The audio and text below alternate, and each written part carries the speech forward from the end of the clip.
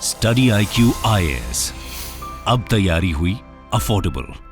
नमस्कार दोस्तों दुनिया भर में अचानक से बताया जा रहा है कि जो इंडियन कॉफी है उसकी डिमांड बहुत बढ़ गई है। यहां पर आप देख सकते हो from the US to Europe why Indian coffee suddenly in demand. तो इसका डिटेल से हम चर्चा करेंगे और यहां पर देखेंगे कि एग्जैक्टली हो क्या रहा है। जो विश्व के टॉप प्रोड्यूसर्स हैं कॉफी के, वहां पर क्या प्रॉब्लम है, इससे भारत को क्या फायदा रहा है और साथ ही साथ यहां पर कमियां क्या हैं, चैलेंजेस क्या हैं, वो भी मैं आपको बताऊंगा। आपके एग्जाम पॉइंट ऑफ व्यू से बहुत इंपॉर्टेंट है। चलिए आगे बढ़ते हैं, लेकिन उसके पहले ध्यान रखिएगा, अगर आप यूपीएससी प्रीलिम्स का एग्जाम दे रहे हैं 2023 में, जो कि 28 मई को होने वाला है, तो इसके लिए one stop solution study IQ के द्वारा लाया गया है, that is success in prelims plus का प्रोग्राम, जिसके तहत आपका जो स्टैटिक और करंट अफेयर्स का इंटीग्रेटेड पढ़ाई है वो कराया जाएगा, रिवीजन कराया जाएगा 200+ आवर्स ऑफ लाइव टीचिंग के माध्यम से। साथ ही साथ CSAT भी, जिनको नहीं पता है, जिनको प्रॉब्लम होती है, वो भी बताए जाएंगे। आपके घरों तक जो बुक्स हैं वो पहुंचाया जाएगा। All India open mock test भी आप इसके माध्यम से दे सकते हैं और ये सारी चीजें at a very affordable rate. Maximum discount के लिए आपको हमारे वेबसाइट या फिर ऐप पर जाना है और कोड इस्तेमाल करना है अंकित लाइव, तो इससे आपको ज्यादा डिस्काउंट मिलेगा। इसके अलावा अगर आप NCERTs वगैरह भी लेना चाहते हैं, जिसका ऑलरेडी स्टार्ट हो गया है, अगेन बहुत ही अच्छा अपॉर्चुनिटी है। पूरा NCERT कवर किया जाएगा 100 डेज में। Use the same code Ankit live for maximum discount. इसके अलावा और अगर आपको MCQs अटेम्प्ट करना है तो मेरे इंस्टा पेज पर जाइए, वहां पर स्टोरीज में जितने भी MCQs हैं उसको आप अटेम्प्ट कर पाएंगे। तो चलिए शुरुआत करते हैं और सबसे पहले देखते हैं एग्जैक्टली हो क्या रहा है।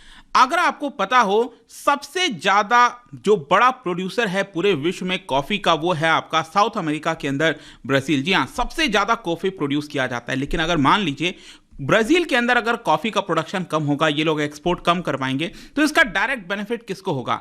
भारत के एक्सपोर्टर्स को होगा। और यही हो रहा है। एक्चुअली हुआ क्या है कि ब्राजील के अंदर पिछले साल से बहुत ज्यादा ड्राउट पड़ा है, सूखा पड़ा है, जिसकी वजह से जो प्रोडक्शन है वो काफी हद तक गिर गया। इनफैक्ट जो मई के अंदर भी फोरकास्ट किया जा रहा था कि 53 मिलियन बैग्स का प्रोडक्शन होगा, लेकिन उससे भी अब कम प्रोडक्शन का अनुमान बताया जा रहा है, जस्ट 50 मिलियन बैग्स का। एक बैग के अंदर 60 kg होते हैं। तो यहां पर क्या है कि क्योंकि ब्राजील के अंदर प्रोडक्शन कम हो रहा है, तो भारत की जो कॉफी है उसका डिमांड बढ़ा है। इसके अलावा यहां पर जो सेकंड बिगेस्ट प्रोड्यूसर है पूरे विश्व में, वो है आपका वियतनाम। वियतनाम आप सबको पता है कि यहां पर साउथ चाइना सी से सटा हुआ है, चाइना के जस्ट नीचे ये आपको देखने को मिलेगा। तो वियतनाम में प्रॉब्लम क्या है कि वहां पर बेसिकली जो फार्मर्स हैं, जो कॉफी ग्रो करते हैं, वो इनऑर्गेनिक फर्टिलाइजर का इस्तेमाल ज्यादा कर रहे हैं। अब देखिए क्या होता है कि अगर आप ऑर्गेनिक वाला, यहां पर जो फार्मर्स हैं वो बेसिकली जो ऑर्गेनिक है, आपका ऑर्गेनिक फर्टिलाइजर होता है जो नेचुरल बनता है,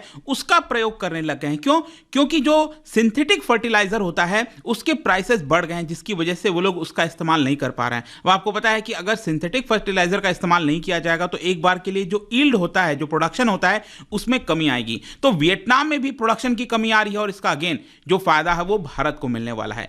लेकिन इसके साथ साथ मैं आपको यह भी बता दूं कि पिछले साल के मुकाबले इस साल जो प्राइसेस हैं उसमें कमी आई है। उसके बावजूद भी भारत के एक्सपोर्टर्स को इसका फायदा मिलेगा। एक्चुअली पिछले साल क्या हुआ था कि ब्राजील के अंदर जो सूखा वगैरह पड़ा था उसकी वजह से प्राइसेस में 30% का जंप आया था, लेकिन उसके बाद से इस साल बताया जा रहा है कि 15% जो प्राइसेस हैं कम हुआ है। और कहीं ना कहीं इसको ध्यान में रखते हुए भारत का जो सप्लाई है वो इंटैक्ट है। भारत ज्यादा एक्सपोर्ट करने के लिए रेडी है और इसी की वजह से भारत को इसका फायदा होगा। जहां तक एक्सपोर्ट की बात है तो यहां पर मैं आपको कुछ आंकड़े दिखाता हूं। ये आप देख सकते हो कि जो 2021-22 का जो पूरा फाइनेंशियल ईयर था 2021-22 का, उसमें हमने लगभग 41,000 टन ऑफ कॉफी एक्सपोर्ट किया था। अगर आप इसको कंपेयर करो पिछले साल से 2020-21 से, तो उसमें हमने 31,000 टन का जो कॉफी है वो एक्सपोर्ट किया था।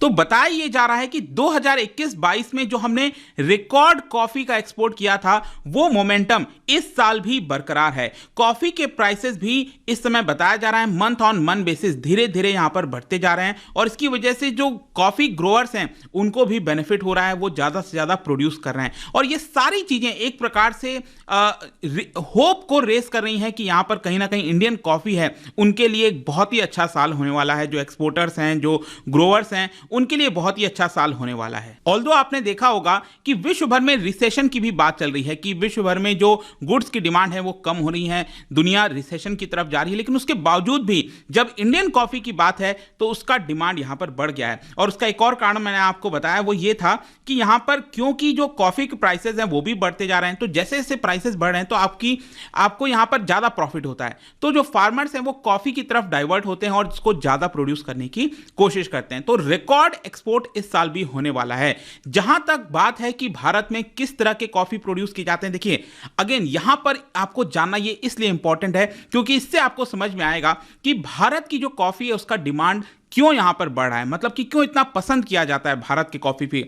इसके लिए सबसे पहले आपको समझना है कि भारत के अंदर दो प्रकार के कॉफी का प्रोडक्शन होता है, एक का नाम है अरेबिया का और दूसरा का नाम है रोबस्ता। ध्यान रखिएगा, रोबस्ता और अरेबिया का, जिसमें 70% प्रोडक्शन रोबस्ता का होता है। ध्यान रखना है 70% ज्यादा प्रोडक्शन रोबस्ता का होता है। ऑल्दो अरेबिया का जो कॉफी है वो माइल्ड होता है, काफी एरोमेटिक होता है, हायर मार्केट वैल्यू होती है रोबस्ता के मुकाबले, लेकिन रोबस्ता के अंदर स्ट्रेंथ ज्यादा होती है और वो कई प्रकार की जो कॉफी का प्रोडक्शन है वो यहां पर किया जा सकता है। इसके अलावा यहां पर आप देख सकते हो कि जनवरी से नवंबर के बीच में अरेबियाका का प्रोडक्शन आप देख पाएंगे लगभग 41,000 टन हमने एक्सपोर्ट किया था, और वहीं अगर आप रोबस्ता कॉफी देखोगे तो 2 लाख टन से भी ज्यादा हमने एक्सपोर्ट किया था। भारत का एक्सपोर्ट मतलब भारत के अंदर जितना भी कॉफी का प्रोडक्शन होता है उसमें 65 to 70% हम एक्सपोर्ट कर देते हैं। 2021-22 में आप देख सकते हो 42% जंप आया था रेवेन्यू में, और टोटल यहां पर जो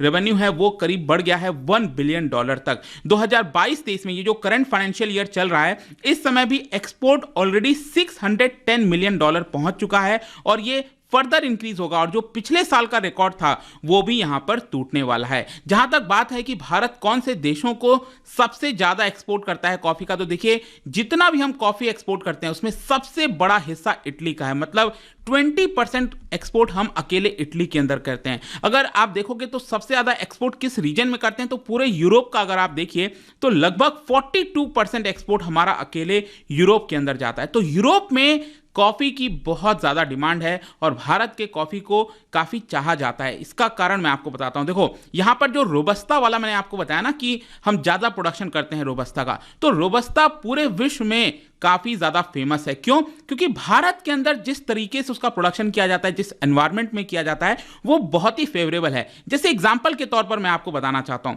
ब्राजील के अंदर कॉफी का जो प्रोडक्शन आप देखोगे तो वो प्लेन एरियाज में होता है, खुले मैदानों में होता है, सन की रोशनी डायरेक्ट प्लांट पर पड़ती है, कॉफी प्लांट पर करती है। लेकिन भारत के अंदर जो प्रोडक्शन होता है कॉफी का वो बेसिकली वेस्टर्न घाट वगैरह में आपने देखा होगा, तो वहां पर क्या होता है कि बड़े बड़े ट्रीज होते हैं, ठीक है, और जो ट्रीज होता है उसकी कैनोपी से क्या होता है कि छाया पड़ती है और उसके नीचे यहां पर कॉफी के प्लांट का प्रोडक्शन होता है। आई होप कि आप समझ पा रहे होगे कि यहां पर बहुत सारे ट्रीज हैं, उसकी वजह से कैनोपी बन गया है, सूरज की रोशनी डायरेक्टली कॉफी के प्लांट पर नहीं पड़ती और इसकी वजह से एक शेड बन जाता है और उसके नीचे कॉफी का प्रोडक्शन होता है। और इससे फायदा क्या होगा?